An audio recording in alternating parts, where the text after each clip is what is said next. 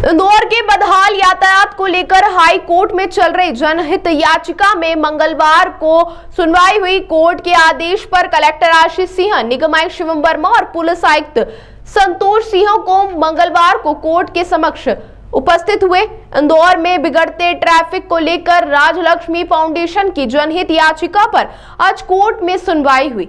यह याचिका 2019 में लगाई गई थी। याचिकाकर्ता ने अपनी याचिका में कहा कि शहर में ट्रैफिक सिग्नल खराब होना, दुकानदारों द्वारा अपने सामान के द्वारा अतिक्रमण करना, वहीं रिक्शा द्वारा ट्रैफिक को बाधित करने का काम किया जा रहा है। इस पूरे मामले की सुनवाई में इंदौर के महापौर और हाई कोर्ट के सीनियर एडवोकेट पुष्यमित्र भार्गव को न्याय मित्र के रूप में हाई कोर्ट में उपस्थित होने को कहा गया था ताकि वे कोर्ट की सहायता कर सके। मध्य प्रदेश हाई कोर्ट की इंदौर खंडपीठ ट्रैफिक की समस्या को गंभीरता से लेते हुए 8 जुलाई को एक आदेश जारी किया गया था, जिसमें इंदौर के पुलिस कमिश्नर, नगर निगम आयुक्त और इंदौर कलेक्टर को व्यक्तिगत रूप से उपस्थित होने को कहा गया था, जिसकी सुनवाई आज इंदौर हाई कोर्ट में की गई।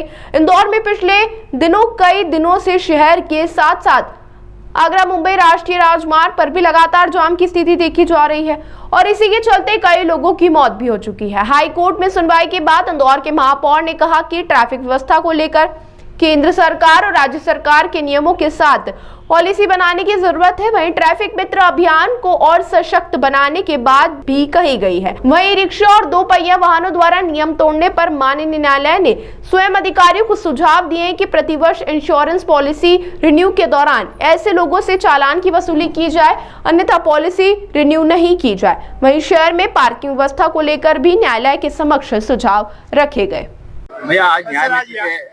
2019 की एक जनहित याचिका में माननीय न्यायालय द्वारा इंदौर के कलेक्टर, पुलिस कमिश्नर, निगम कमिश्नर और मुझे न्याय मित्र के रूप में शहर की ट्रैफिक व्यवस्था को सुधारने की दृष्टि से सुझाव देने के लिए बुलाया था और माननीय न्यायालय ने शहर हित में स्वयं भी और सबके सुझाव लिए हैं, जिसमें विशेष रूप से ई रिक्शा को लेकर पॉलिसी बने, ट्रैफिक और गाड़ियों के संचालन को लेकर चालानी कार्रवाई और उसके एनफोर्समेंट पर बहस हुई।